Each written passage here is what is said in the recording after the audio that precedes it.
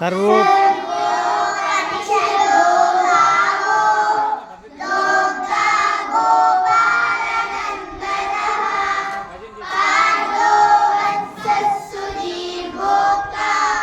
దుగ్ధం గీతామృతం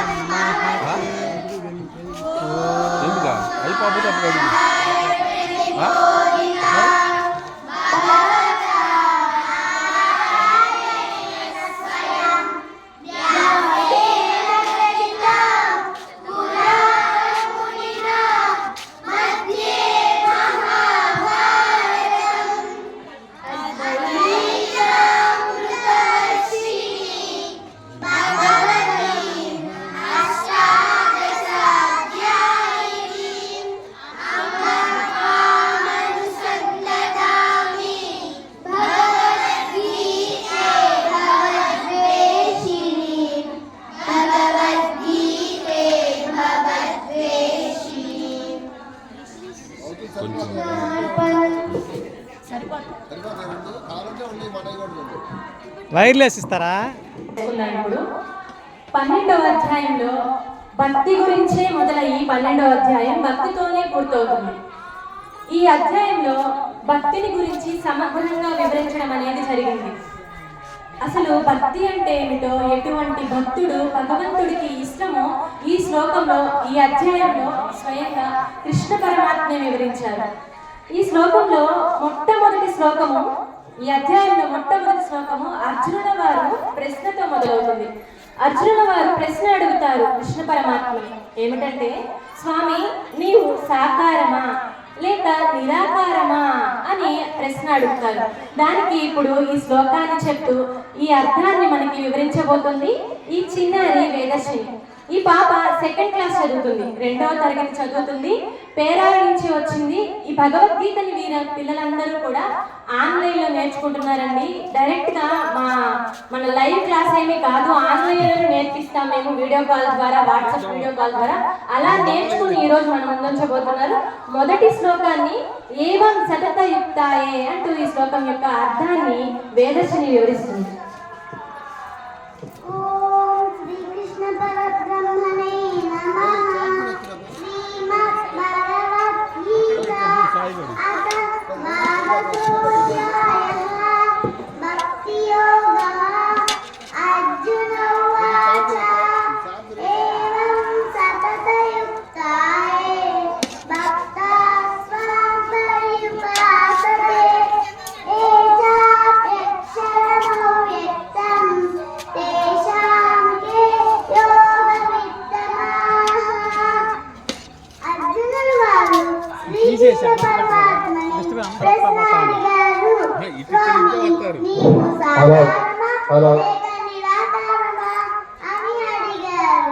సాకారం అంటే మనము దేవస్థానంలో భగవంతుడి రూపాన్ని దర్శించుకుంటాం కదా, అదే సాకార రూపం.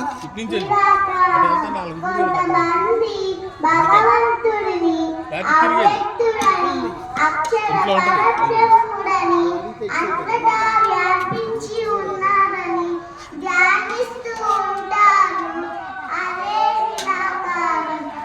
వీళ్ళిద్దరిలో ఎవరు ముఖ్యులు? నా సందేహాన్ని తీర్చు స్వామి అని అర్జునుడు వారు శ్రీకృష్ణ పరమాత్మని ప్రశ్న అడిగారు. కృష్ణ అర్పణం.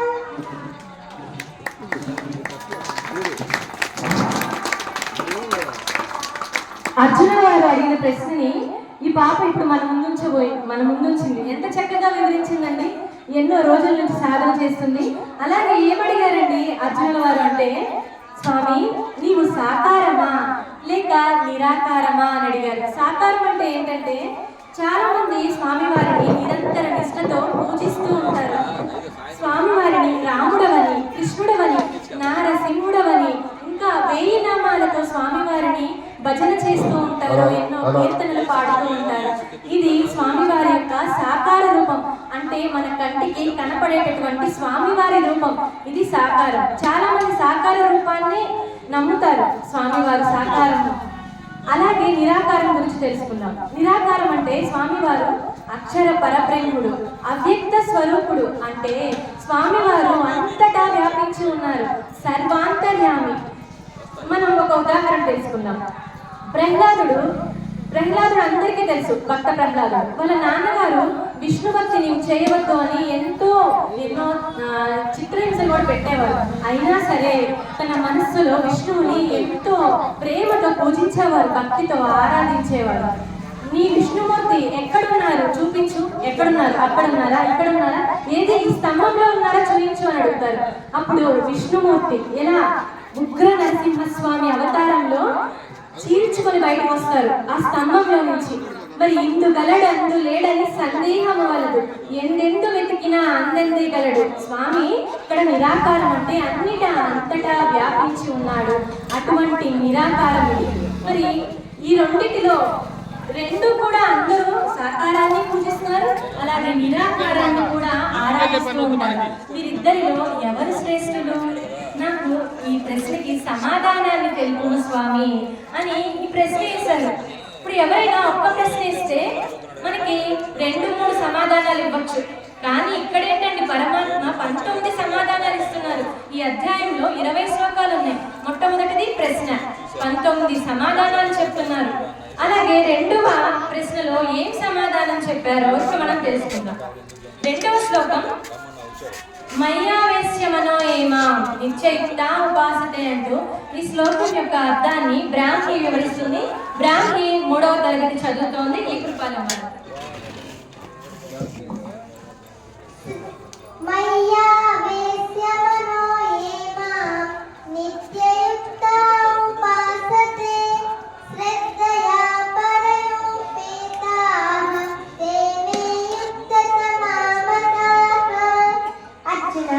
భక్తుని యొక్క లక్ష్యము సాకారమా లేక నిరాకారమా అన్న విషయము ప్రధానం కాదు. భక్తుని యొక్క హృదయ స్పందన ముఖ్యము. నా కొరకై అతని హృదయంలో జ్వలించే ఆర్తి పవిత్రము. అర్జున, చిత్తశుద్ధి లేని శుభ పూజలేలయా, ఆత్మశుద్ధి లేని ఆచారం అదేలా. కాబట్టి సాకార దర్శనము చేత కానీ నిరాకార భావన చేత కానీ ఏ భక్తుని యొక్క హృదయము తన్మయత్వము నుండి నన్ను స్మరించి శాంతి నందుచున్నదో అట్టి నిర్మల హృదయుడే ఉత్తమోత్తముడు. పార్థ, పసివాళ్ళు రంగురంగుల బొమ్మలతో ఆడుతూ ఉంటారు, అది సహజము. కొంతసేపటికి వారికి ఆకలి ప్రారంభమవుతుంది, అమ్మ గుర్తుకు వస్తుంది, అది కూడా మరింత సహజమే. ఆకలి ఉన్న వాడికి ఆట వస్తువుల మీద భ్రమ నశించిపోతుంది. అమ్మ కోసం దిక్కులు చూస్తాడు, ఆర్తితో అన్వేషిస్తాడు, రోధిస్తాడు, తప్పిస్తాడు, కొన్ని గింజలు పెడతాడు, చివరికి అమ్మని సాధించుకుంటాడు. ఈ విధంగా మనం కూడా భగవంతుని సాధించుకోగలగాలి. అర్జున, సాకారము నేనే, నిరాకారం కూడా నేనే, ఈ జగతి పరమ గమ్యమును నేనే, ఈ సత్యమరిగిన వాడే ఉత్తమోత్తముడు, అతడే నాకు అత్యంత ప్రియుడు. ఈ విధంగా 2వ శ్లోకములో అర్జునుని సందేహానికి సమాధానం ఇచ్చారు భగవంతుడు. కృష్ణార్పణ చెప్పాలి. 2వ శ్లోకంలో ఏం చెప్పారంటే పరమాత్మ, అర్జున సాకారమా నిరాకారమా అన్నది భక్తుని యొక్క ప్రశ్నగా ఉండకూడదు. భక్తుని యొక్క హృదయంలో పరమాత్మ ఉన్నాడా లేడా, ఆర్తితో నన్ను కొలుస్తున్నాడా లేదా అన్నదే ఇక్కడ ముఖ్యము అంటున్నారు. ఇంకా ఏం చెప్తున్నారంటే చిత్తశుద్ధి లేని శివ పూజ లేలయా. మనం పూజ చేస్తూ ఉంటాము, ఎన్నో ఆలోచనలు వస్తూ ఉంటాయి. అటువంటి ఆలోచనలు వచ్చినప్పుడు నీవు పూజ చేస్తున్నప్పుడు పరమాత్మ మీద మనస్సు నీవు నిలుపలేకపోతున్నావు. ఎటువంటి ఆలోచన లేకుండా పరమాత్మకి ఆలోచన రహితమైనటువంటి స్థితిలో నీవు పూజ చేయగలగాలి. ఇంకా ఆత్మశుద్ధి లేని ఆచారం అది ఎలా అంటారు. మనం దేవస్థానానికి వెళ్ళాలంటే కొబ్బరికాయ తీసుకెళ్ళామా లేదా, అయ్యో సామ్రాట్ పట్టీలు మర్చిపోయామే, ఇంకా కర్పూరం, ఇంకా ఇవన్నీ ఉన్నాయా లేదా, ఇది కాదు ముఖ్యము. అంటే నీవు భక్తితో పరమాత్మ దేవస్థానానికి వెళ్ళి పరమాత్మని నీవు పూజిస్తున్నావా లేదా అన్నదే ఇక్కడ ముఖ్యము. కాబట్టి అర్జున, సాకారము నేనే, నిరాకారము కూడా నేనే, ఈ జగతి యొక్క పరమ గమ్యాన్ని కూడా నేనే అని శ్లోకంలో వివరించారు. తర్వాత శ్లోకం ఏకక్షరం అనే దేశ్యం అవ్యక్తం పర్యుపాసితే అంటూ భవ్య ఈ శ్లోకం యొక్క అర్థాన్ని చెప్తుంది. తను 3వ తరగతి చదువుతుంది. ఇప్పుడు పాలెం వాళ్ళది.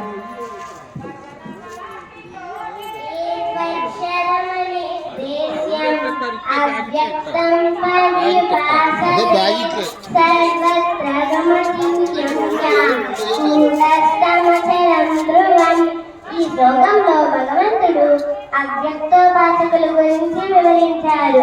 అనగా సర్వవ్యాప్తమైనటువంటి నన్ను యథాతథమర్థం చేసుకొని సాధనల చేత నన్ను చేరుకొని ధన్యత పొందుతారు. వారే అవ్యక్తోపాసకులు. భగవంతుని తెలుసుకోవాలంటే ఇంద్రియ శక్తి చాలు చెబుతున్నారు. కృష్ణ ఈ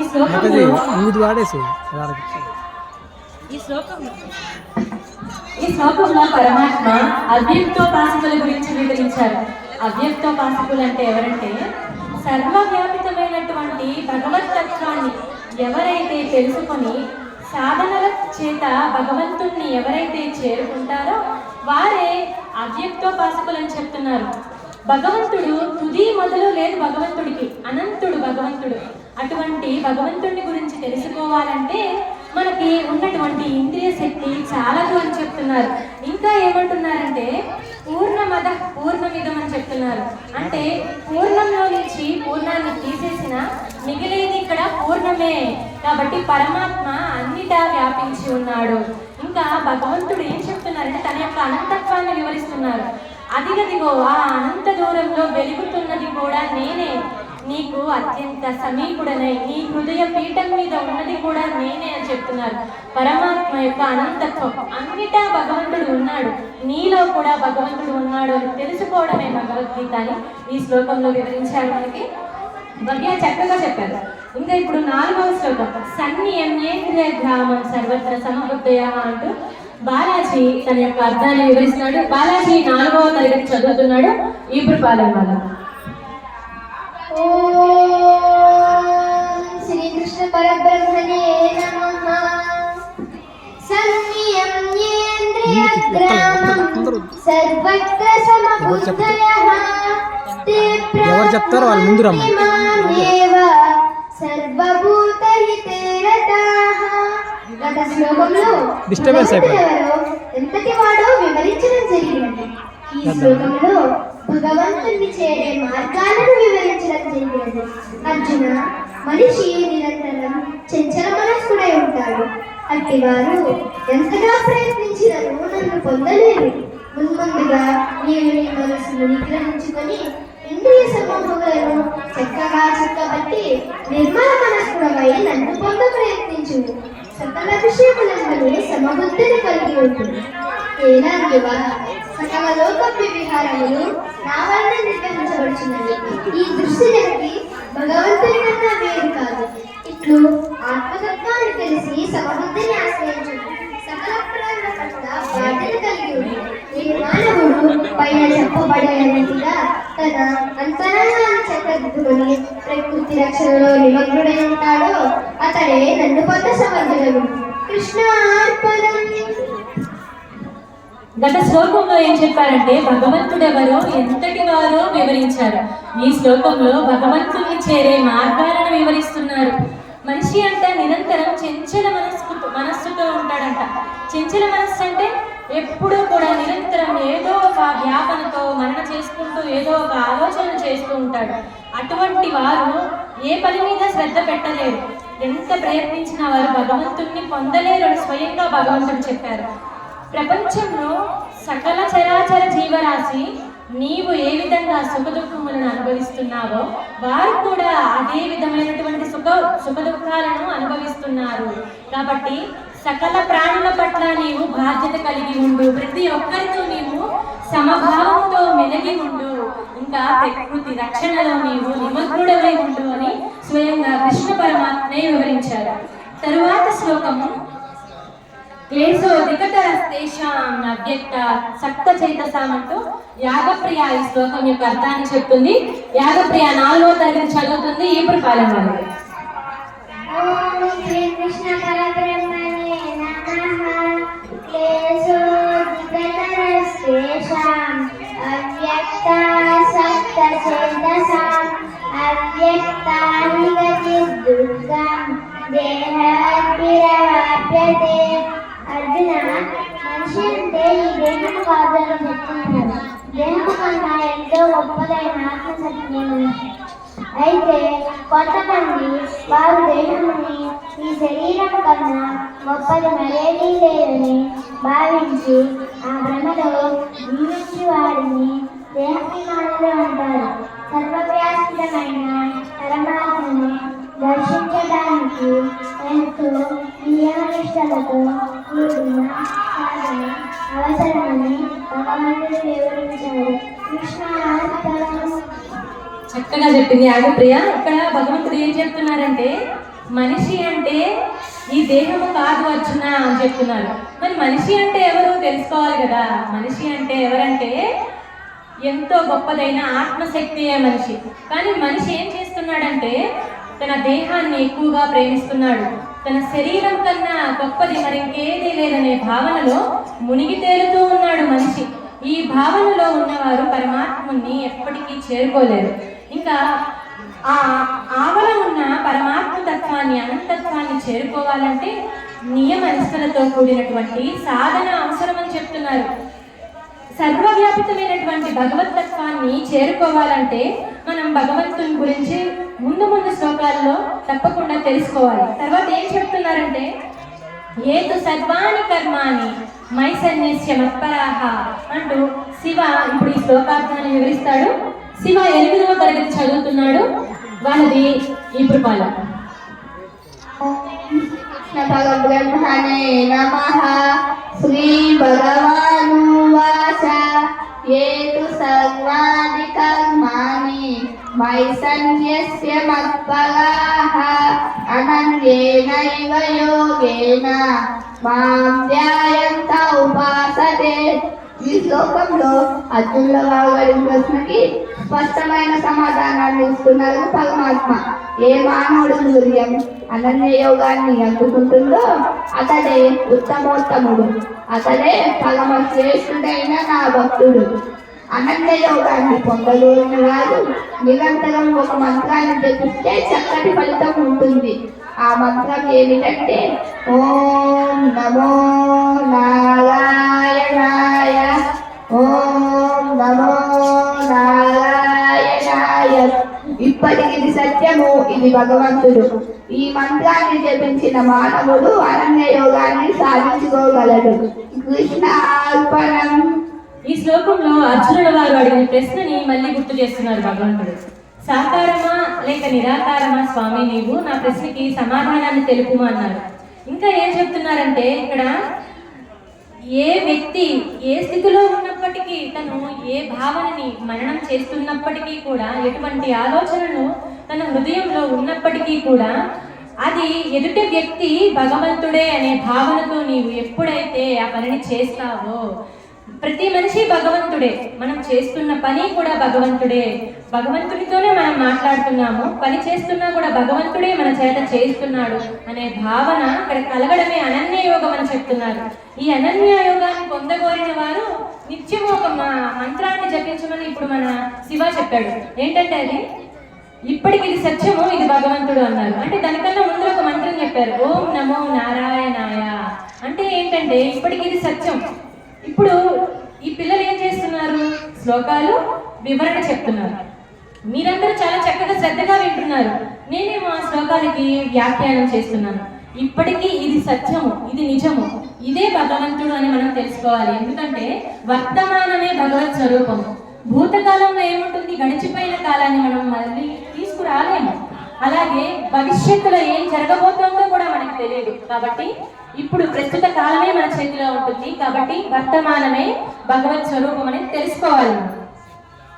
తర్వాత 7వ శ్లోకం, తేషామహం సముద్ధర్త మృత్యు సంసార సాగర అంటూ ఈ శ్లోకం యొక్క అర్థాన్ని కుశల్ వివరిస్తాడు.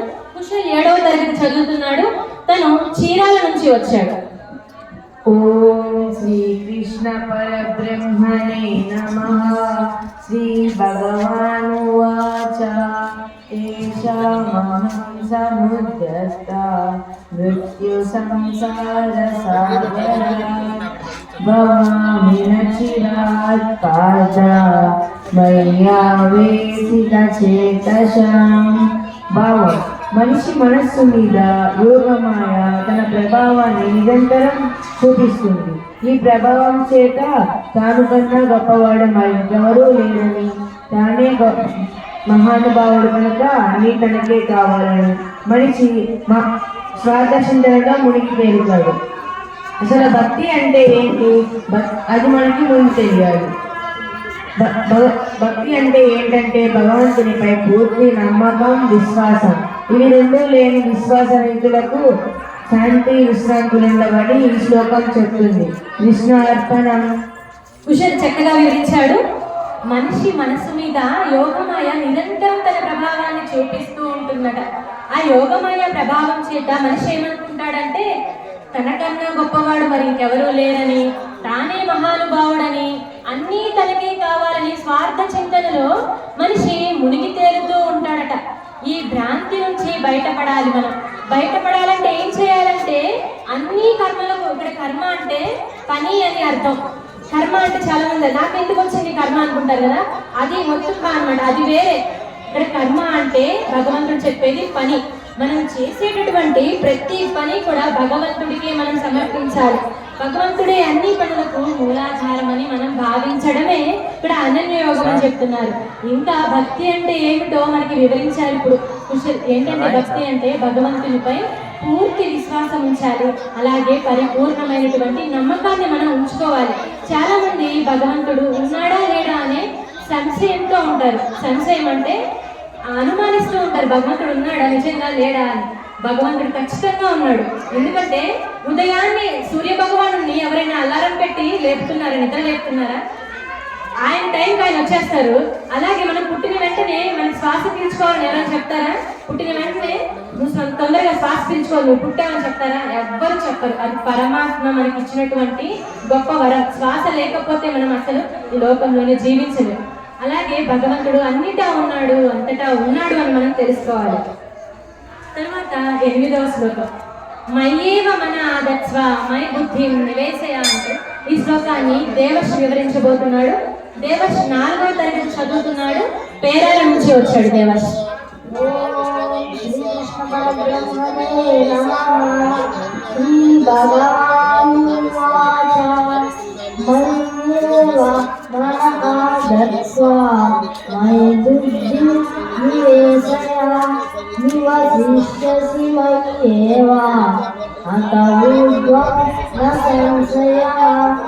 మనిషి తనకు సంబంధించిన సమస్యల మీద, తాను సాధించవలసిన కార్యాల మీద, ఆస్తులు, అధికారాలు అంటూ ఎప్పుడు మనసులో చర్చోపచర్చలు జరుపుతూ ఉంటాడు.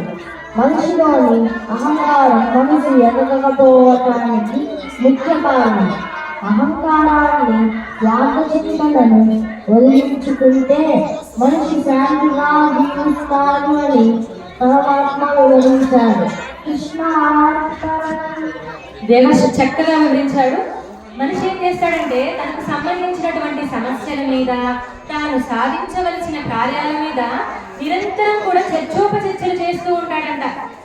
అసలు అదేంటి జరగవలసినది, భవిష్యత్తు గురించి నీవు ఇప్పుడే అంచనాలు వేస్తే భవిష్యత్తులో ఏం జరగబోతుందో భగవంతుడికి తప్ప మనకి అస్సలు తెలియనే తెలియదు. మీరు భవిష్యత్తుపై అంచనాలు వేయడం మానేయాలి అని చెప్తున్నారు. ఇంకా ఏమంటున్నారంటే ఈ విధమైనటువంటి ఆలోచన ఏదైతే ఉందో అది అర్థం లేని వాగుడు, మనోవాచాలత అని చెప్తున్నారు. దీన్ని బదిలించుకోవాలని చెప్తున్నారు. ఇది కొంతసేపటికి ఏమవుతుందంటే భగవంతుని ప్రేరణ చేత మనకి బుద్ధి స్థాయిలోకి చేరుకుంటుందంట. మనస్సు అసలు పూర్తిగా ఎదగకపోవడానికి కారణం ఏంటంటే మనిషిలోని అహంకారము మరియు స్వార్థ చింతన అని చెప్తున్నారు. దీన్ని వదిలించుకుంటే మనం పరమాత్మని తప్పకుండా చేరుకుంటామని ఈ శ్లోకంలో వివరించారు. తర్వాత శ్లోకం, అతచిత్తం సమాధాతుం శక్నోషి మయి స్థిరం అంటూ తేజశ్రీ ఈ శ్లోకాన్ని వివరిస్తుంది. తేజశ్రీ 5వ తరగతి చదువుతుంది. వాళ్ళది ఇప్పుడు పాదం.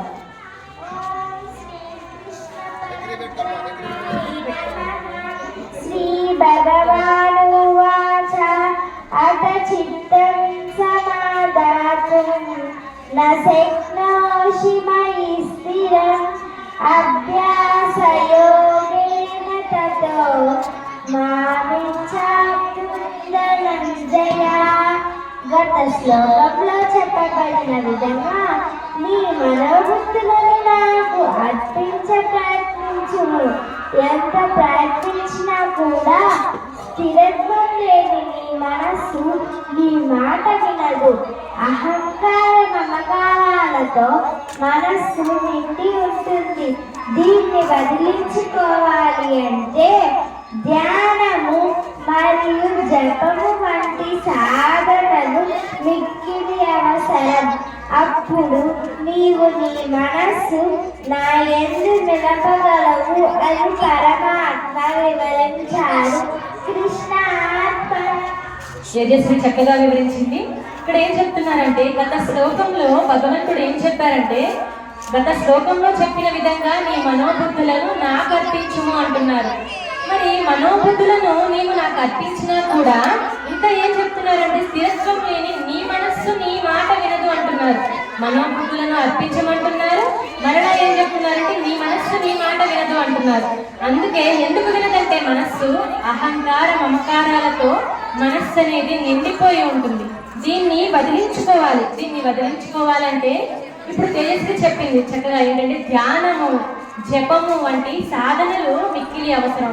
ధ్యానం ఏంటంటే మనకి ఎటువంటి ఆలోచనలు రావు. అహంకార స్వార్థ చింతనని ధ్యానంలోనే మనం వదిలించుకోగలము అని ఈ శ్లోకంలో వివరించారు. ఇప్పుడు అభ్యాసేపి సమర్థోసి మత్కర్మ పరమో భవ అని ఈ శ్లోకం యొక్క అర్థాన్ని తోషిని చెప్తుంది. తోషిని 3వ తరగతి చదువుతుంది. ఇప్పుడు పాలవ్వాలి. ఓం శ్రీకృష్ణ పరబ్రహ్మణే నమః.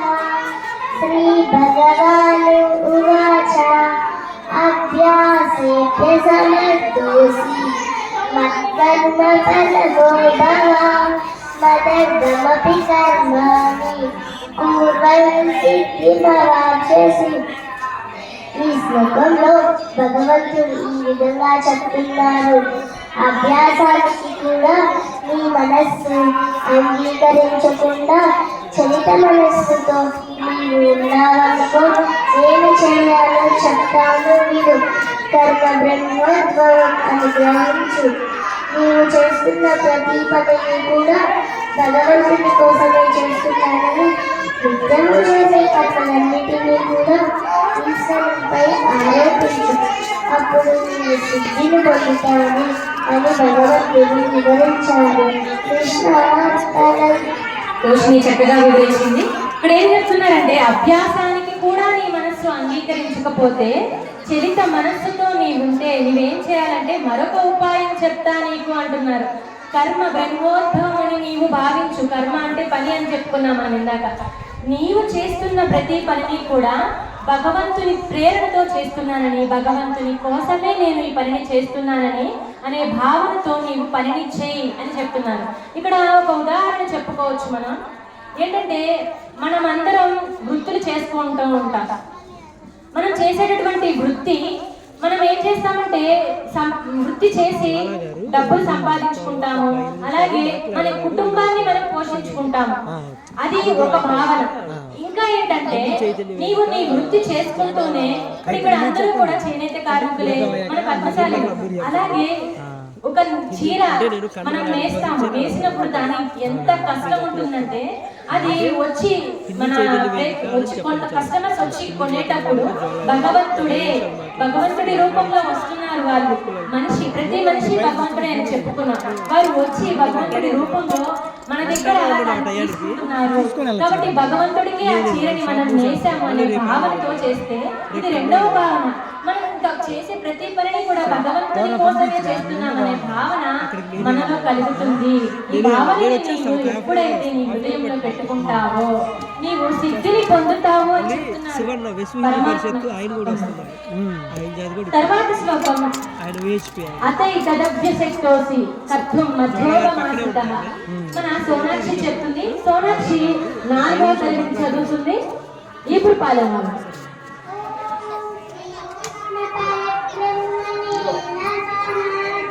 శ్రీ భగవానువాచ అచైతదప్యశక్తోసి తద్గుణోపమాశ్రితః సర్వకర్మఫలత్యాగం తతః కురుతాత్మవాన్. అర్జున, నా కొరకై కర్మలను ఆచరించడం అనే భావాన్ని కూడా సమర్థవంతంగా ఆత్మలో నిలుపుకోలేకపోతే నీకు మరొక సులభమైన మార్గాన్ని బోధిస్తాను, ఆలోచించు. సర్వేంద్రియములను నిగ్రహించి ఇచ్చల మనస్కుడవై నన్ను శరణు పొందుము. సర్వకర్మ ఫలములను నాకు అర్పించి ప్రశాంతతో జీవించు. వర్తమానాన్ని వదిలేసి మానవులు భూత భవిష్యత్తులో విహరిస్తూ కాలు వృధా చేస్తుంటారు, అపజయాల పాల్గొంటారు.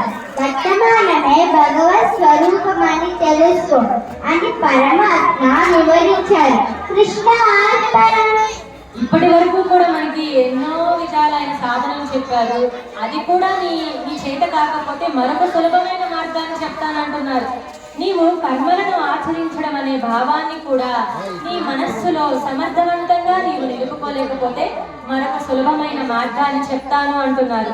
ఏంటంటే సర్వకర్మ ఫలములను కూడా నీవు నాకు అర్పించి నీవు ప్రశాంతతతో జీవించు అంటున్నారు. అంటే ఏంటంటే మనం పనిని చేయాలి, పని చేయకుండా ఉండకూడదు. పని చేయడమే మన కర్తవ్యం. కానీ ఆ పని భగవంతుడే చేపిస్తున్నాడు, పనంతా పూర్తయ్యాక ఈ భగవంతుడే నా చేత చేయించాడు. ఈ ఫలితాన్ని కూడా మనం ఏం చేయాలంటే ఆశించకూడదు. ఎప్పుడూ కూడా ఫలితాన్ని ఆశించకుండా మనం పనిని చేస్తే భగవంతుడే మనకి ఫలితాన్ని ఖచ్చితంగా ఇస్తాడు. భగవంతుడిని మనం చక్కగా చేరుకోగలుగుతామని చెప్తున్నారు. ఇంకా వర్తమానమే భగవత్ స్వరూపము అంటున్నారు. భూత భవిష్యత్తులలో భగవంతుడు ఉండడు. భూతకాలం జరిగిపోయింది, అయిపోయింది. అందులో ఇక మనం మళ్ళీ తిరిగి రాదు. భవిష్యత్తులో కూడా ఏం జరగబోతుందో మనకి తెలియనప్పుడు వర్తమానమే భగవంతుడు అని మనం తెలుసుకోవాలని ఇందులో వివరించారు. తర్వాత శ్లోకం శ్రేయోగి జ్ఞానం అభ్యాసాత్ జ్ఞానాధ్యానం విశిష్యతే అంటూ హారిక ఈ శ్లోకం యొక్క అర్థాన్ని చెప్తుంది. తను 6వ తరగతి చదువుతుంది. ఈపురపాలెం వాళ్ళకి. ఓం శ్రీకృష్ణ పరబ్రహ్మణే నమః.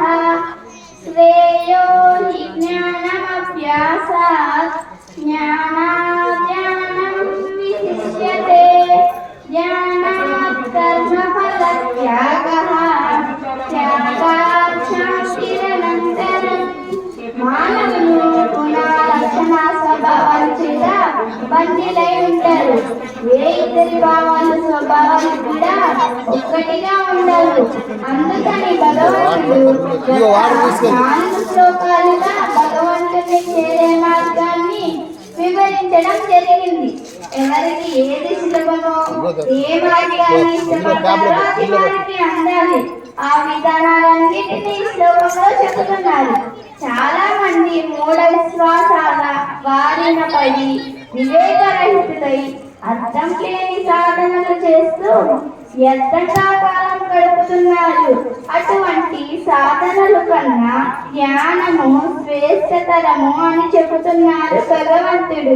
కృష్ణ అర్పణం. హారిక చక్కగా వివరించింది. మానవులు గుణ లక్షణ స్వభావాల చేత బందీలై ఉంటారు.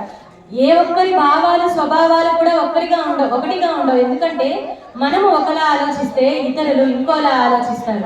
కాబట్టి పరమాత్మ ఇందులో ఏం చెప్తున్నారంటే నీవు ఇప్పటి వరకు నేను ఏదైతే చెప్పానో అది కూడా నీ మనస్సుకి అందకపోతే మరొక సులభమైన మార్గాన్ని చెప్తున్నా అంటున్నారు. చాలా మంది మూఢ విశ్వాసాల బారిన పడి వివేకరహితులై అర్థం లేని సాధనలు చేస్తూ ఉంటారు. ఈ సాధనల కన్నా కూడా జ్ఞానము మనకి మిక్కిలి శ్రేష్టకరం అని చెప్తున్నారు. ఈ జ్ఞానాన్ని అందుకోవాలంటే మనకి ధ్యానమే శ్రేష్టతరమైనది. ధ్యానం మనం చేస్తూ ఉంటే ఈ ధ్యానంలో పరమాత్మ యొక్క జ్ఞానాన్ని మనం తెలుసుకోగలుగుతాము అని ఈ శ్లోకం మనకి వివరించింది. తరువాత శ్లోకం అద్వేష్ట సర్వభూతానాం మైత్ర కరుణ ఏవచ అంటూ ఈ శ్లోకం యొక్క అర్థాన్ని ధనుష్ చెప్తాడు. ధనుష్ 4వ తరగతి చదువుతున్నాడు. తను తోటవర్పాలెం నుంచి వచ్చాడు. అద్వేష్ట సర్వభూతానాం మైత్రః కరుణ ఏవ చ నిర్మమో నిరహంకారః సమదుఃఖసుఖక్షేమి. అర్జున, సకల ప్రాణికోటి సమూహం పట్ల ఎవరైతే ద్వేషభావములు లేకుండా ఉంటారో, ఈ లోకంలోని ప్రతి ఒక్కరి పట్ల కూడా ఎవరైతే మిత్రభావము కలిగి ఉంటారో, దుఃఖితుల పట్ల దయ, జాలి, కరుణ ఎవరైతే కలిగి ఉంటారో, హృదయంలో నేను అనే అహంకారము, నాది అనే మమకారమును ఎవరైతే లేకుండా ఉంటారో, సుఖదుఖముల యందు సమభావాన్ని ఎవరైతే కలిగి ఉంటారో వారే నాకు అత్యంత ప్రియమైన భక్తులని భగవంతుడు వివరించారు. కృష్ణార్పణం. ధనుష్ చక్కగా వివరించాడు. ఈ అధ్యాయంలో 13వ శ్లోకం నుంచి కూడా 20వ శ్లోకం వరకు పరమాత్మ తనకి ఇష్టమైన భక్తుడెవరో, అసలు భక్తి అంటే ఏమిటో ఈ శ్లోకం నుంచి వివరిస్తారు. ఇప్పుడు మనం తెలుసుకుందాం. అద్వేష్ట సర్వభూతానం అంటే, సర్వభూతానం అంటే ఇక్కడ మానవులు ఒక్కరే కాదు, ప్రాణం ఉన్న ప్రతి జీవి పట్ల కూడా ఎవరైతే ద్వేషభావము లేకుండా ఉంటారో, ఇంకా ఈ లోకంలో ఉన్నటువంటి ప్రతి ఒక్కరి పట్ల కూడా ఎవరైతే మిత్రభావాన్ని కలిగి ఉంటారో, అంటే స్నేహభావాన్ని, అంటే ప్రతి ఒక్కరితో కూడా స్నేహంగా మెలగాలి మనం, ఆ విధంగా స్నేహభావంతో ఎవరైతే ఉంటారో, ఇంకా హృదయంలో నేను అనే అహంకారాన్ని, నాది అనే మమకారాన్ని వదిలేయాలి. స్వార్థ చింతన ఉండకూడదు. నేను అనే స్వార్థ చింతన మునిగి తేలుతూ ఉంటారు. ఇంకా ఏంటంటే నాది అనే మమకారం, ఈ వస్తువు నాది, ఈ పిల్లలు నా వాళ్ళు, ఈ ఇల్లు నాది అనే మమకారాన్ని పూర్తిగా విడిచిపెట్టాలి. ఎవరైతే వదిలివేస్తారో, ఇంకా సుఖ దుఃఖముల యందు సమభావాన్ని ఎవరైతే కలిగి ఉంటారో వారే నాకు అత్యంత ప్రియమైన భక్తులు అని చెప్తున్నారు. అంటే ఇక్కడ కోరికలేవి లేకుండా ఉండాలి. పరమాత్మలోని భాగాలే మనం అందరం కూడా మత పరతరం నాణ్యత కించిదస్తి ధనంజయ. అంటే ఇక్కడ మనం ఒక పూసల దండ చూద్దాము. అందులో దారం ఉంటుంది, దారానికి పూసలు గుచ్చబడి ఉంటాయి. దారం లేకపోతే ఒక్క పూస కూడా ఉండదు. అలాగే దారానికి మనం ఆధారపడి ఉన్నాం. పరమాత్మ దారము, అలాగే సూత్రాలు మన పూసలు మనం. అదేవిధంగా భగవంతుణ్ణి మనం ఏమీ కోరనక్కర్లేదు, భగవంతుడే మనకిస్తాడు. ఎటువంటి కోరిక లేకుండా ఉండాలి మనం అని చెప్తున్నారు. తర్వాత శ్లోకం 14వ శ్లోకం. సంతుష్ట సతతం యోగి యథాత్మ దృఢ నిశ్చయ అంటూ పూజశ్రీ ఈ శ్లోకాన్ని వివరిస్తుంది. పూజశ్రీ 4వ తరగతి చదువుతుంది. వాళ్ళది ఇప్పుడు పాలన. ఓం శ్రీ కృష్ణ పరబ్రహ్మణే నమః. ధనుష్. సంతుష్టః సతతం యోగి యథాత్మా దృఢ నిశ్చయః మయ్యర్పితమనో బుద్ధిః యో మద్భక్తః స మే ప్రియః. సర్వకాల సర్వావస్థలందు సర్వదా సంతుష్టుడై ఉండు యోగి. అంటే భగవంతుడు మనకి ప్రసాదించిన జీవితాన్ని తృప్తిగా జీవించగలగాలి. భగవంతుని యందు దృఢమైన నిశ్చయాన్ని కలిగి ఉండి మనస్సును, బుద్ధిని కూడా ఎవరైతే భగవంతుడికి అర్పణ చేస్తారో వారే నాకు ప్రియమైన భక్తులని చెప్తున్నారు. కృష్ణ అర్పణం. పూజశ్రీ చక్కగా వివరించింది. ఇక్కడ ఏం చెప్తున్నారంటే సర్వకాల సర్వావస్థల ఎందు అంటే మనకి ఎటువంటి పరిస్థితులు ఎదురైనా సరే, ఎటువంటి సమయంలోనైనా మనం పరమాత్మ యొక్క సుఖ దుఃఖాలు ఎదురవుతూ ఉంటాయి. మనకి సుఖ దుఃఖాలు ఎదురైనా కూడా మనం అన్నిటినీ కూడా సమభావంతో చూడగలగాలి. ఇంకా కొందరు వ్యక్తులు ఏం చేస్తూ ఉంటారంటే వాళ్ళకి కావాల్సిన దానికన్నా కూడా నిక్కుటముగా ఇంకా కావాలి ఇంకా సంపాదించాలి అనే భావనలోనే ఉంటారు. అటువంటి భావన ఎప్పటికీ కూడా మంచిది కాదు. తృప్తిగా జీవించమంటున్నారు భగవంతుడు. ఏ జీవితాన్ని అయితే ప్రసాదించారో ఆ జీవితాన్ని మనం తృప్తిగా జీవించాలి. ఇంకా ఇంకొక శ్లోకంలో చెప్పారండి పరమాత్మ, నీవు కోరుకున్న జీవితాన్ని నీకు ప్రసాదించారు. ఏంటంటే పోయిన జన్మ, పునర్జన్మ ఉంటుంది కదా. జాతస్య హి ధ్రువో మృత్యుః ధ్రువం జన్మ మృతస్య చ తస్మాద్ పరిహారేతే నత్వం సో మరణించిన వానికి మరలా జన్మము తప్పదు, అలాగే పునర్జన్మ అనేది ఉంటుంది, మరలా జన్మిస్తాం మనం. కానీ పోయిన జన్మలో మనం కోరుకున్న జీవితాన్ని మనకి ఇస్తున్నారు. ఇదంతా మాయా ప్రభావం చేతే మనల్ని భగవంతుడు నడిపిస్తూ ఉన్నాడు. భగవంతుడే మన చేత ఇదంతా చేపిస్తున్నాడు. ఇది తెలుసుకున్నవాడు భగవంతుణ్ణి చేరుకుంటాడు. నేనే భగవంతుడు అనే స్థితి కూడా వస్తుంది. భగవద్గీత చదివిన వారికి ఇది అర్థమవుతుంది. ఎవరైతే ఇంకా దృఢమైన నిశ్చయాన్ని కలిగి ఉంటారో, భగవంతుణ్ణి నిశ్చల మనస్సుతో, నిర్మల మనస్సుతో ఎవరైతే పూజిస్తారో అదే భక్తి. అటువంటి వారే నాకు ప్రియమైన భక్తులు అనే శ్లోకంలో వివరించారు. ఇప్పుడు 15వ శ్లోకం, యస్మాన్నో ద్విజతే లోకో లోకాన్నో ద్విజతే చేయః అంటూ చైతన్య ఈ శ్లోకం యొక్క అర్థాన్ని వివరిస్తున్నాడు. చైతన్య 9వ తరగతి చదువుతున్నాడు. వాళ్ళది ఈ పురపాల. ఓం శ్రీకృష్ణ పరబ్రహ్మణే నమః. శ్రీ భగవానువాచ యస్మాన్నో ద్విజతే లోకో లోకాన్నో ద్విజతే చయః హర్షమర్షవయోద్వేగైః ముక్తో యస్స చ మే ప్రియః విశ్వం విష్ణుః. అంటే ఈ దృశ్య ప్రపంచము భగవంతుని కన్నా వేరు కాదని అర్థం. భగవంతుడే ఈ జగతి రూపంలో ప్రకటితమై ఉన్నాడని విష్ణు సహస్రనామాలు చెప్తున్నాయి. ఈ సత్యాన్ని త్రికరణ శుద్ధిగా నమ్మిన వాడే నిజమైన విష్ణు భక్తులు. అటువంటి భావన ఏకోసాన లేనివారు అబద్ధీకులై, లంచగొండులై, దౌర్జన్యకారులై, హంతకులై ఈ లోకాన్ని వేధిస్తుంటారు. ఈ ప్రవర్తన మంచిది కాదని భగవంతుడు చెప్తున్నారు. పైన చెప్పుకున్న దుష్టబుద్ధులు ఏవి కూడా దైవ భక్తులకు కలగనే కలగవు. వీరే నాకు ఇష్టమైన భక్తులని భగవంతుడు ఈ శ్లోకం ద్వారా వివరించారు. కృష్ణార్పణ. చైతన్య చక్కగా వివరించాడు. విశ్వం విష్ణువు అంటున్నారు. మనం విష్ణు సహస్రనామం చదువుతాం కదా. ఈ దృశ్య ప్రపంచము భగవంతుని కన్నా వేరు కాదు. భగవంతుడే అంతటా వ్యాపించి ఉన్నాడు అని తెలుసుకోవడమే ఇక్కడ విష్ణు సహస్రనామం యొక్క సహస్రనామం అంటే ఏంటంటే 1000 నామాలు. ఆ సహస్రనామం యొక్క అర్థం ఏమిటంటే మొత్తం అంతటా కూడా భగవంతుడు వ్యాపించి ఉన్నాడు. సర్వాంతర్యామి భగవంతుడు అని తెలుసుకోవాలి మనం. మరి ఈ విషయాన్ని ఏ కోసానా కూడా నమ్మని వారు ఏం చేస్తున్నారంటే లంచగొండులై, అబద్ధీకులై వారు ఈ ప్రపంచాన్ని ఏడుతున్నారు. అటువంటి ప్రవర్తన మంచిది కాదని చెప్తున్నారు పరమాత్మ.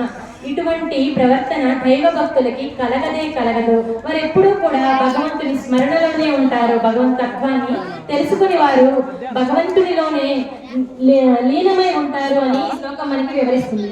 ఇప్పుడు 16వ శ్లోకం, అనపేక్ష శుచిర్దక్ష ఉదాసీనో గతవ్యతః అంటూ జస్విత ఈ శ్లోకం యొక్క అర్థాన్ని వివరిస్తుంది.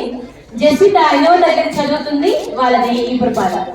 ఓం శ్రీకృష్ణ పరబ్రహ్మణే నమః. శ్రీ భగవానువాచ అనపేక్షః శుచిర్దక్షః ఉదాసీనో గతవ్యతః సర్వారంభ పరిత్యాగి యో మద్భక్త సమే ప్రియః. మనస్సును ఆవహించిన ఆశ్రదయ్యము ఒక్క క్షణం కూడా విశ్రాంతి లేకుండా మనిషిని పరుగులు పెట్టిస్తూనే ఉంటుంది.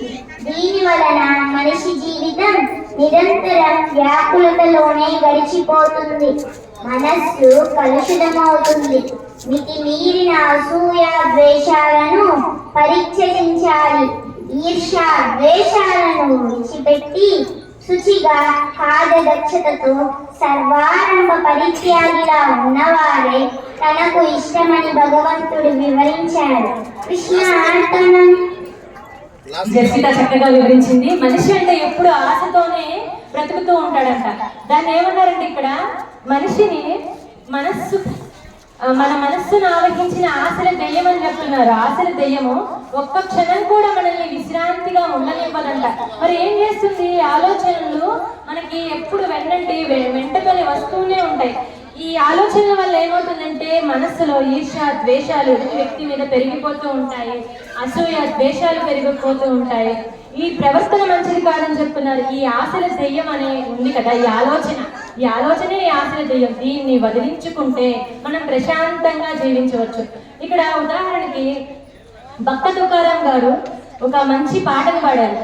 సాధన చేయుమురా నరుడా, సాధ్యము కానిది లేదురా, అలవాటైతే విషమే అయినా హాయిగా త్రాగుట సాధ్యమురా, హాయిగా త్రాగుట సాధ్యమురా. ఇక్కడ ఏంటంటే మనం సాధన చేయాలి, ఆలోచనని వదిలించుకోవాలి. ఇక్కడ విషం తాగమంటున్నారు కదా అనుకోవడం కాదు. మనం ఎప్పుడైతే ఆలోచనని వదిలించుకున్నామో అదే సాధన. నిదానంగా ధ్యానం చేస్తూ మనం ఆ ధ్యానంలో ఆలోచనని పూర్తిగా మనం వదిలించుకోవచ్చు. సాధన చేయడం అనేది ఇక్కడ ముఖ్యం. కష్టమే, మనస్సుకి ఎంతో కష్టం, ఆలోచనలు విపరీతంగా వస్తూ ఉంటాయి. కానీ ఇంగ్లీష్లో ఒక మంచి కొటేషన్ చెప్తారు, సామెత, ప్రాక్టీస్ మేక్స్ మ్యాన్ పర్ఫెక్ట్ అంటారు. అంటే మనిషి ఎప్పుడైతే సాధన చేస్తాడో తప్పకుండా తన విజయాన్ని సాధించగలుగుతాడు. తర్వాత శ్లోకం, యోన హృష్యతి నద్వేష్టి నశోచతి నకాంక్షతి అంటూ సౌమ్యశ్రీ ఇప్పుడు ఈ శ్లోకం యొక్క అర్థాన్ని చెప్తుంది. సౌమ్యశ్రీ 4వ తరగతి చదువుతుంది, వాళ్ళది ఈపుడుపాలెం. ఓం శ్రీకృష్ణ పరబ్రహ్మణే నమః. శ్రీ భగవానువాచ యోన హృష్యతి నద్వేష్టి నశోచతి నకాంక్షతి శుభ పరిత్యాగి భక్తిమాన్ యస్య మే ప్రియః. జన్మజన్మంతరాలలోని మానవుడు ఇష్టానిష్టాలను మోసుకొచ్చుకుంటాడు.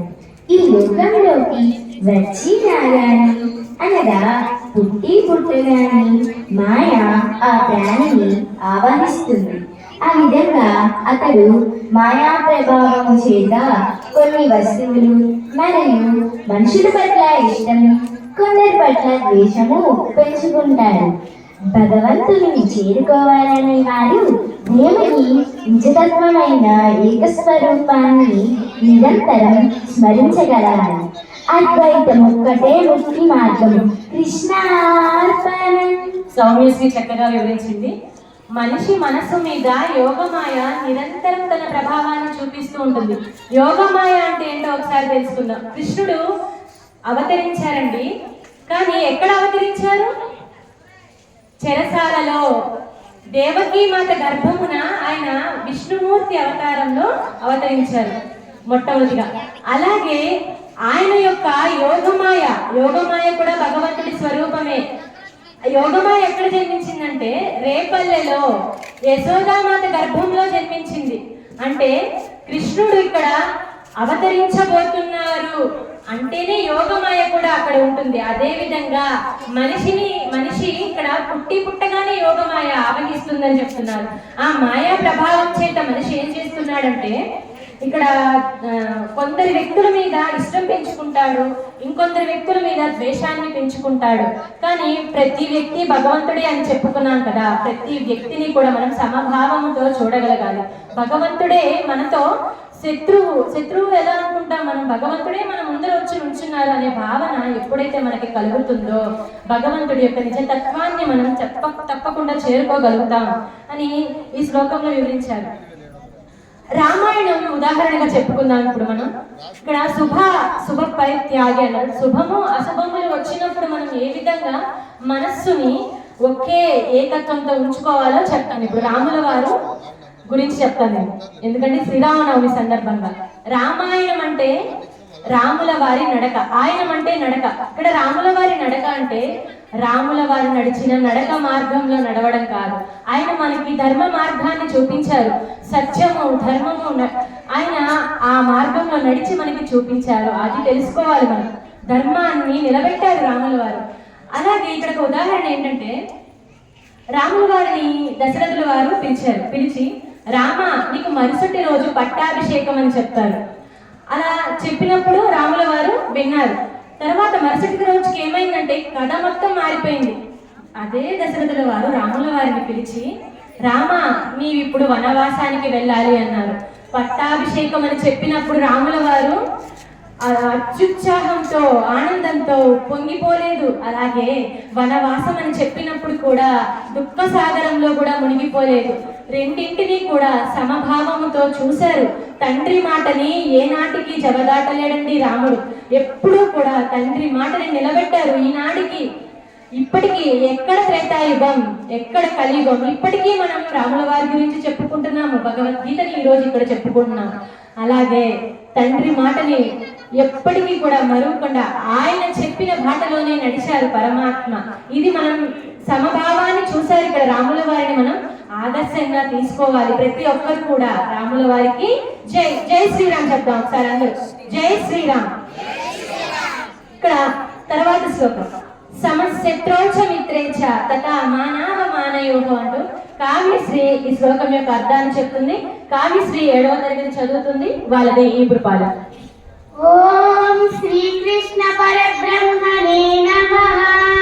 శ్రీ భగవానువాచ సమశత్రౌ చ మిత్రే చ తదా మానవ మానయోః శీతోష్ణ సుఖ దుఃఖేషు సమసంగ వివర్జితః. శత్రుమిత్రులయందు మానవ మానవులయందు చలి తీవ్రమైన వేడి వంటి ఋతువుల బాధలయందు సకల సుఖ దుఃఖములయందు ఇష్టానిష్టములను విడిచిపెట్టి సమభావనతో సంవర్జితుడై ఎవరి జీవితాన్ని గడుపుతుంటాడో వాడే నాకు అమిత ప్రియమైన వాడు. అతని హృదయమే నాకు నిలయము. అతని యోగక్షేమాలు సహితము నేనే బాధ్యుడనని భగవంతుడు భరోసా ఇచ్చి ఉన్నాడు. కృష్ణార్పణం. కావ్యశ్రీ చక్కగా వివరించింది. ఇక్కడ సమశత్రోచ మిత్రేచ అంటే శత్రువుల యందు మిత్రుల యందు కూడా ఎవరైతే సమభావాన్ని కలిగి ఉంటారో, ఇంకా శీతోష్ణ సుఖ దుఃఖేషు అంటే చలి తీవ్రమైన వేడి ఉన్నప్పుడు మనం ఏ విధంగా వాటిని దాటుకొని జీవితంలో ముందుకు వెళుతున్నాం కదా, అదే విధంగా సుఖ దుఃఖములను కూడా మనం సమభావంతో చూడగలగాలి అంటున్నారు. ఇక్కడ ఉదాహరణ చెప్పుకుందాము. ఇక్కడ మన సమాజంలో ఎంతో మంది ఎన్నో వ్యాపారాలు చేస్తూ ఉంటారు. కూల్ డ్రింక్ వ్యాపారాలు చేస్తూ ఉంటారు. ఏసీలు కూలర్లు అని అమ్ముతూ ఉంటారు. వాళ్ళు భగవంతుని ఏం కోరుకుంటారంటే భగవంతుడా ఎండలు బాగా మండాలి, మా వ్యాపారం బాగా జరగాలి అని కోరుకుంటారు. ఇంకా తర్వాత రైతులు ఏం కోరుకుంటారంటే చక్కగా పంటలు బాగా పండాలి, అంటే వానలు కురవాలి వానదేవుడా, వరి చేలు పండాలి ఓరిదేవుడా అని వారు భగవంతుడికి మొక్కులు మొక్కుతూ ఉంటారు. ఇంకా ఒక ఇల్లాలు ఏం చేస్తుందంటే భగవంతుడా నేను ఇప్పుడే బట్టలు ఆరేసాను, వాన పడకుండా చూడు స్వామి అని. మరి ఎవరి కోరికను భగవంతుడు ఇక్కడ తీర్చాలి? మొత్తం కూడా అన్ని సమంజసంగానే ఉన్నాయి. ప్రతి ఒక్కరు కోరుకున్న కోరికలన్నీ కూడా సమంజసంగానే ఉన్నాయి. ఇక్కడ ఏ కోరికను భగవంతుడు తీరుస్తాడంటే ఇక్కడ పరమాత్మకి అందరూ సమానమే కదా. ఆయన శాసనమే ఇక్కడ పరమ శాసనం అని మనం భావించాలి. పరమాత్మ ఏదైతే మనకి ఇస్తారో అదే మనం ఇక్కడ శాసనం. పరమాత్మ ఇచ్చినదే మనకి ఇక్కడ, మనం కోరుకున్నది కాదు. ఆయన మనకి ఏది ఇస్తారో అదే ఇక్కడ శాసనం అని మన మనస్సు నమ్మాలి. సమభావాన్ని ఇక్కడ మనం చూడాలి అని చెప్తున్నారు. అందుకే అంటున్నారు కాలానుగుణంగా లోక రథాన్ని నడిపే భగవంతుడికి అందరూ సమానమే కదా. భగవంతుడి మాట ఇక్కడ శాసనం. ఆయన మనకి ఏం చెప్తే అదే జరుగుతుంది. తర్వాత శ్లోకం 19వ శ్లోకం తుల్య నిందా స్తుతిర్మౌని సంతుష్టో ఏన కేన చిత్ అంటే తేజస్విని ఈ శ్లోకం యొక్క అర్థాన్ని చెప్తుంది. తేజస్విని 5వ తరగతి చదువుతుంది. తోటవారిపాలెం వాళ్ళ. ఓం శ్రీకృష్ణ పరబ్రహ్మణే నమః. ఓం శ్రీకృష్ణ పరబ్రహ్మణే నమః. తుల్య నిందా స్తుతిర్మౌని సంతుష్టో ఏన కేనచిత్ అనికేతః స్థిరమతిః భక్తిమాన్ ప్రియో నరః. ఈ జగతిలోని కోట్ల మందిలో తనకు ఇష్టడు ఎవరో ఆ భక్తి హృదయం ఎలా ఉండాలో విశదీకరిస్తున్నారు స్వామి. అర్జున, నిన్ను వేరొక వ్యక్తి కానీ నీ జాతిని మరొక జాతి కానీ నిందించవచ్చు లేదా స్తుతించవచ్చు. ఏ భావానికి చెల్లించబోకు. ఏ సమయానికి ఏది ప్రాప్తమో అదే నీకు లభిస్తుంది. ఈ సత్యమును తెలిసి నిత్య తృప్తుడు అయ్యుండు అని భగవంతుడు ఈ శ్లోకం ద్వారా వివరించారు. కృష్ణార్పణ. తేజస్విని చక్కగా వివరించింది. ఈ శ్లోకంలో ఏంటంటే తుల్య నిందా స్తుతిర్మౌని. మనకి నిందలు వస్తూ ఉంటాయి, అంటే అవమానాలు సత్కారాలు. మనల్ని పొగిడేవారు ఉంటారు, ఇక్కడ మనల్ని తిట్టేవారు కూడా ఉంటారు. ఈ అవమానాలలో సత్కారములలో ఎవరైతే ఈ రెండు కూడా పరస్పర విరుద్ధం, వీటిని దాటుకొని రెండింటినీ కూడా సమభావముతో ఎవరైతే చూడగలుగుతారో వారే నాకు అత్యంత ప్రియమైన భక్తులు అంటున్నారు. ఒక వ్యక్తి మనల్ని నిందించవచ్చు లేక స్తుతించవచ్చు. ఏ భావానికి నీవు బాధపడద్దు, అలాగే నీవు సంతోషపడద్దు. రెండింటినీ కూడా నీవు న్యూట్రల్ స్థితిలో ఉండాలి అంటారు, సమస్థితిలో నీవు ఉండాలి అంటారు కదా. ఆ భావాన్ని నీవు ఎప్పుడైతే కలిగి ఉంటావో ఇటువంటి భక్తుడే నాకు ఇష్టం అని చెప్తున్నారు ఈ శ్లోకంలో పరమాత్మ. చిట్ట చివరి శ్లోకాన్ని చెప్పడానికి చైతన్య మరొకసారి మన ముందుకు వచ్చేసాడు. ఏతు ధన్యామృతమిధం యథోక్తం పర్యుపాసతే అంటూ చైతన్య ఈ శ్లోకాన్ని వివరిస్తాడు. ఓం శ్రీకృష్ణ పరబ్రహ్మణే నమః. శ్రీ భగవానువాచ ఏతు ధన్యామృతమిదం యథోక్తం పర్యుపాసతే శ్రద్ధదానా మత్పరమా భక్తాస్తేతీవ మే ప్రియాః. సకల ప్రాణికోటికి అంతర్యామి అయిన భగవంతుడు మనల్ని గురించి మనకే ఎరుకపరిచి ఎటువంటి మనోస్థితిని సాధించడం చేత, ఏ ధర్మాలను ఆచరించడం చేత నీవు ఇంకో 10 నిమిషాలు ఈ భక్తి యోగం. భక్తి అంటే ఏమిటో, భక్తిని హృదయస్థితి ఎంతటి పవిత్రమో ప్రతి శ్లోకంలోనూ భగవంతునిచే వివరించబడిన తరువాత ఆ విధానానికి అమృత ధర్మమని స్వామిచే నామకరణం చేయబడింది. ఎవరు అమృత తుల్యమైన ఈ ధర్మాన్ని చెప్పిన రీతిగా అనునిత్యం తమ జీవితాలలో ఆచరిస్తారో వారు అసంచల విశ్వాసం చేత స్థిరచిత్తులై మహాకార్యాలను సాధించగలుగుతారు. అట్టి భక్తులు నాకు అత్యంత ప్రియమైన వారని భగవంతుడు ఈ శ్లోకం ద్వారా వివరించారు. చైతన్య చక్కగా వివరించాడు. ఇప్పటి వరకు కూడా పరమాత్మ మనకి ఒక్కొక్క శ్లోకం గురించి కూడా వివరించారు. మనం ఎలా ఉండాలో మనకే తెలియజేస్తున్నారు. ఎవరైతే దీన్ని శ్రద్ధగా ఆలకించి ఆచరిస్తారో వారిని పరమ భక్తులుగా, పరమాత్మకి ఇష్టమైన భక్తులుగా, భక్తి అంటే ఏమిటో కూడా తెలుసుకున్న భక్తులుగా పరమాత్మ వారికి ఇష్టమైన భక్తులుగా చెప్తున్నారు. ఇంకా ఏ భక్తులైతే నా యందు శ్రద్ధాళువులై అనురక్తులై నా గురించి తెలుసుకుంటారో వారి నాకు ఇష్టమైన భక్తులు అని ఈ శ్లోకాలన్నిటి ద్వారా కూడా అసలు భక్తి అంటే ఏమిటో, భగవంతుడు గురించి ఎవరైతే తెలుసుకొని పరమాత్మని చేరుకుంటారో వారే నాకు ఇష్టమైన భక్తులని వివరించారు. ఈ అధ్యాయం అయితే పూర్తయింది. చైతన్య ఓం తత్సత్ ఇతి శ్రీమద్భగవద్గీతాసు ఉపనిషత్సు బ్రహ్మ విద్యాయాం యోగశాస్త్రే శ్రీకృష్ణార్జున సంవాదే భక్తి యోగో నామ ద్వాదశోऽధ్యాయః. హరి ఓం కృష్ణార్పణం భగవదార్పణం. ఈ కార్యక్రమం ఇంతటితో ముగిసింది. మరలా ఇప్పుడు కృష్ణార్జున సంవాదం జరుగుతుంది. అలాగే ఈ పిల్లలందరూ కూడా చక్కగా శ్లోకార్థాలు మరియు శ్లోకాలు కూడా వివరించారు. ఈ కరతాళ ధ్వనులే నేను ఆశీర్వాదాలుగా భావిస్తున్నాను. చక్కగా పెద్దగా చప్పట్లు పట్టండి, పిల్లల్ని ఆశీర్వదించండి అని కోరుకుంటున్నాను. ఇప్పుడు మనకి కృష్ణార్జున సంవాదం జరుగుతుంది.